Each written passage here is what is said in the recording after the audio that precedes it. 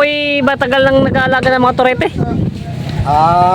First timer ngayon pa. First timer pa lang, okay. Bibigyan ko ng pagkakataon yung mga farmers natin na kumita na kaunti. Habang sila nagpa-farming, pero kanila malugi sa gulay o kung anong tinanim nila, eh baka naman sa bahayo kay sila kikita. Mga boy-boy po. Yun naman na sa akin. Eh, kung pababayaan naman nila, hindi naman ako nalugi. Sila nalugi at sila mawawalan din. Yun, tama nga naman pala. Napakabuti ni Sir doon sa ano. Yung mga baka nila dito. Kumakain na po sila. Buti may nakukuha pa kayong damo, ano? Kumatayo pa. Para lang sa ano. Ayan. Maraming mga baka sila boss dito na kay Boss EJ na mga baka yan. Dinadaya pa nila yung mga damo para lang makakuha ng pakain dito. And magandang araw mga Talongs TV. For today's video po, tayo po ay napadaan dito sa isang livestock dealer. Dito po sa kay Boss EJ Livestock at meron po tayo nabutan na isang buyer niya. At ito pong buyer niya ay bumili ng mga toreteng baka. At ito pong mga bakang ito ay pinapalagaan niya doon sa mga gustong mag-alaga. Ito daw po ay tulong niya na sa mga farmers na gustong mag-alaga ng baka. Kaya samahan niyo ako sa video natin sa araw ito sa pagtatanong ng ilang impormasyon lalong git sa isang buyer ni Boss EJ. Kaya kung bago ka pa lang sa aking channel, mag-subscribe ka na para lagi ka ma-update sa na-upload natin video dito sa ating channel. Yan sila sir. Para sabi ko nakikilala ko nga sila sir nung minsan nakita nga pa namin sa paradahan. Kayo po sir ay nabili ng dumalaga? Lalaki. Barako. Malaki. Ito po namimili pa lang po kayo? Hindi, napili. Okay na po ito. Napili ng mga kasama natin. Sila pong namili sila kuya. Kuya kayo po ay matagal nang nag-aalaga ng mga torete? First timer ngayon pa. First timer pa lang, okay. Ito pala yung first timer. Kaya ang inano niyo yung mga budget bilang. Ay maganda ang makuha namin. Yun. Baka ulit. Oo, okay pala. Oo. First timer pa lang pala. So ito po yung mga pinili nila sir. Magkano yun po yung mga nagantong mga baka nyo? Ito pala napili nila sir. First timer. Ito po mga the best sa mga first timer. Yung medyo budget mi lang siya, mura-mura. Ayan. Ito ay 6 na bakang torete nabili kay Boss EJ. Yan.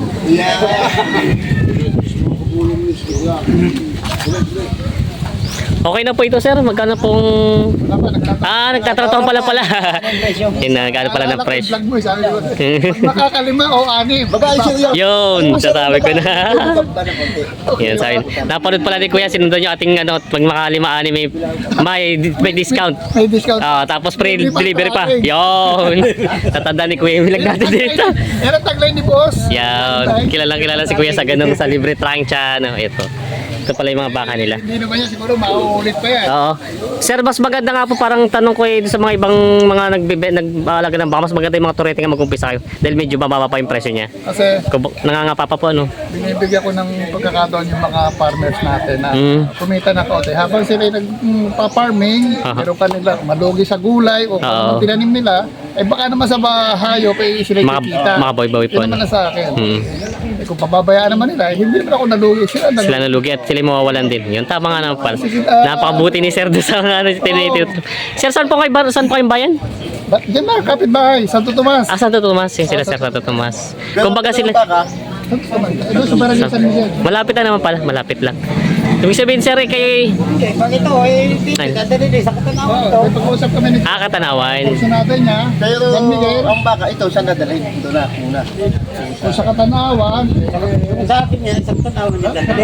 Katanawan. Kasi dalawa sila. Katanawan, Quezon. Medyo malayo yung alala ko. Tanong ko lang po, mabala ko sa inyo man. Ba't naman po malalayo yata yung... Hindi, may nabili ako doong kaunting lupa.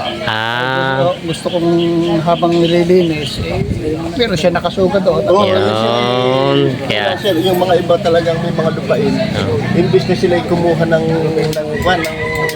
gagamas. Mamawir na tatabas. ang binibili lang baka. Yeah. Sila nilang ginagawa ng grass cutter.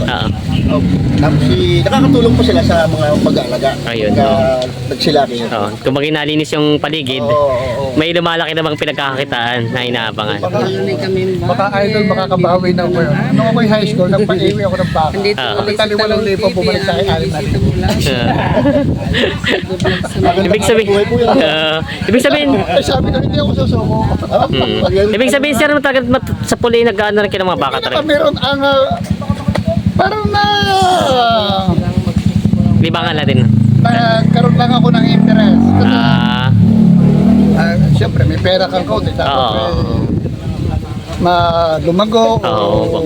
hindi kumita. mas gusto niyo po talaga yung bakang ganito mag-aalaga. Oo. Galing na rin ako sa pagbababoy. 30, yung inahin ko, Oo. umabot ng 30 plus. Ah. Pero po ngayon may alaga pa rin kay baboy o baka, baka ng ina ninyo? Petition yun, kung anong residence. Ah, okay.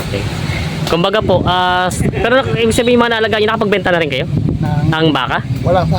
Kung bagay first time nyo pa rin talaga rin ngayon. Yung nakaraan nakita ko kayo, bago pa lang din yun. First time kong bumili ng baka. Wow, okay. Pala, napakagaling naman pala.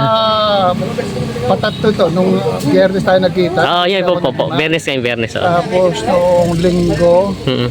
6. Mhm. Bali dito pala, may pinasulitan. Basta alagaan lang ho ng ayos, madali lang ho yan lumaki. Sir, kung hindi naman maano sa inyo, ano po talagang trabaho nyo? Para siyempre makakabili kayo ng baka kung... Nasa custom brokerage ako. Yan, oo. 35 years Sa ako. custom, kaya pala. Ganun pala. Daming gatong. Hindi naman, tama lang. Kung bagay kita lang, napag-ipunan lang. Nagkagastos pa ako nung isang taon. Ah. Eh, parang gusto kong unti-unti makabawi. Pero kayo po doon pa rin ngayon, nagtatrabaho pa rin kayo, Oo. retired na kayo, at tuloy pa rin naman. Ayun. Doon na lang ako nag-o-office sa bahay. Kumbaga po mas na ano nyo itong pag-aalaga ng baka sa inyo. Naging kumbaga trigger sa inyo na talagang mas magaling, parang mas maganda pagkakita yung baka. Pinukuan ko. Pera sa bangko, gano'n.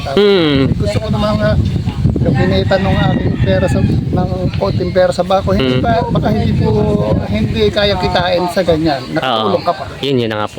Kumbaga double purpose din po kayo. Ano? Yun pala. Hindi man kami sa kumita sa pagbebenta, Oo. gagamit niya yung baka. Halimbawa sa paglilinan niya. Oo. Yun. Double purpose. Kumbaga Kasi nakatulong. gusto ko kasi kawawa talaga yung ating Yun. kapitbahay mo, ay inaasahan na yung magsaka, babagyuhin ka pa, hindi ka pa kumita. Apo. Di ba mayroong tayo dyan, mura ang mais, ayaw ng putihin na mais. Anin mo yung kunoon, di pa kaya mo sa Pakay sa baka. Kumbaga sir, talagang ang plano niyo, ang ano niyo ngayon ay talaga makatulong din sa mga kailangan niyo. Ano yung mga naghihirap natin mga... Okay, napakagaling naman sir. Yun palang ano ni sir ngayon, kumbaga goal ni sir, kung makatulong sa kapwa, tapos at least kumikita ka pa rin po, no? Kumikita. Kumbaga may invest ka, sigurado namang talagang ano siya. Sa mag-invest ka man, di ba may logi rin. Oo, dito na lang. At Kumbaga least, hindi isa yung inaasahan mo, marami sila. Oo. Nalugi ka doon sa isa. May chance ka pa makabawi doon sa isa. Sa isa, oo po. Ibig sabihin po ito, kung sakaling mabibili niyo ito, pang ilang baka niya na po nabili ito ngayon? Bale, pa 18 na. 18, marami din. Yung po kung saan lugar na rin yung pinapadala? Kabarangay ko lang yung kumuha. Kumbaga doon lang yung pinaano siya sa lugar na yun dahil may lupa kayo. Siya na po yung pinaka-caretaker niya. Kasi yung sa Katanawan, yun yung sarili ko. Ngayon, mga yan, kanya-kanya ko sa nila. Ang sistema, tulad ng kasama ko, may nagsabi sa kanya na iiwi ako, siya kausap ko. At ikaw naman ang kausap ko. Kasi hindi ko alam yung tao mo. Opo. Kumbaga may Naka-downline sa kanya, downline, nakakuha sa kanya. Kumbaga may nag-repair lang sa kanya o ganun lang, referral para ganun. Hindi ko na kinakailang isa-isa. Oo, saka. Kumbaga tiwala na lang din po, no? Ganyan naman talagang investment, kailangan magtiwala ka sa tao. Kasi ko naman, bilang gusto ko ni siyang agent ko. Pag ko naman yan, na ibenta, may certain percentage sa akin. Kumbaga tumutulong kayo, kumbaga kumikita din naman kayo, kumbaga hindi naman na masama. Nagkabala, tinulungan ka. Malay ko ba, alin ba dyan ang Tagalog, alin dyan? Oo, siya nga. Honestly, hindi ko. Kumbaga bahala na sila pag ano, ito po sila, kung sila na rin po ang natingin, yung mag-aalaga. Ayun naman pala. So, ayoko rin naman nung maya dala ko. Pangit naman binili mo. Oo nga po yun. Kaya mas maganda kasama yung mag-aalaga sila mabimili. Alaga, siya bumili. Oo. Pero po ba't po Toretto ang naisipan yung bilhin mas mura-mura pang budget niya? Kung hindi mga Sila patin. rin naman at ang ko naman, mas maganda raw yung Ako bagay maalagaan talaga na maigi. Oo. kapag Kumbaga, kung bibili ka ng 60, hindi Oo. ka after 6, after 3 to 4 months, Oo. kikita ka ng tapos ganun. ganun din naman po. Possible mag-double. Madoble po, pwede po kasi ito medyo bata pa siya eh. Kung bagay may 1 taon man, mabibenta na may 1 taon siya. Basta nasa pag-aalaga din. Ano nga sa akin ilang taon namin aalagaan aalagaan ito, baka rumainip yung hindi naman ka. Kung kayo may pangailan, hindi pwede na. Oo. Yun pala naman po. Ayun, tira siya, nagtatrato pa rin sila. Kayo na po ba natawad? Sila na rin. Kayo na po. Parang Yan. dagdag yun. Alay, Ito po. dalawang yung magkatatay. Ito po ay mga pinipili ng mga baka. Kausap natin si Sir. Si Sir pala yung ano niya tumulong sa ano tapos kumikita pa rin siya. Yan, nag-uusap sila. Yan, nagtatratuan sila. Nagpapadagdag pa. Wala kayong dalawang kambing kong buhay. Ay, sa siya naman.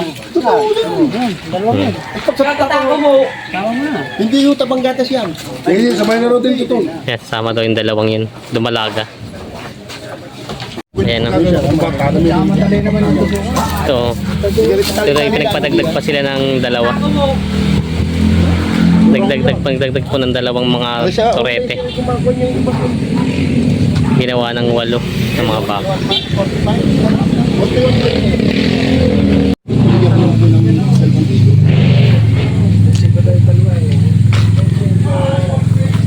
Yan yung mga malalaki mga baka nila Boss EJ.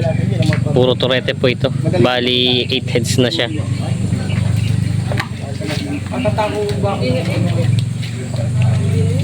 Ayan, maraming salamat po sa panood mga Talongs TV. Doon po sa mga interesado sa mga ganitong baka, pwede po kayo mag-message sa akin at para masamahan ko kayo o matulungan ko kayo sa pag-debate ng mga ganitong baka kay Boss EJ Livestock.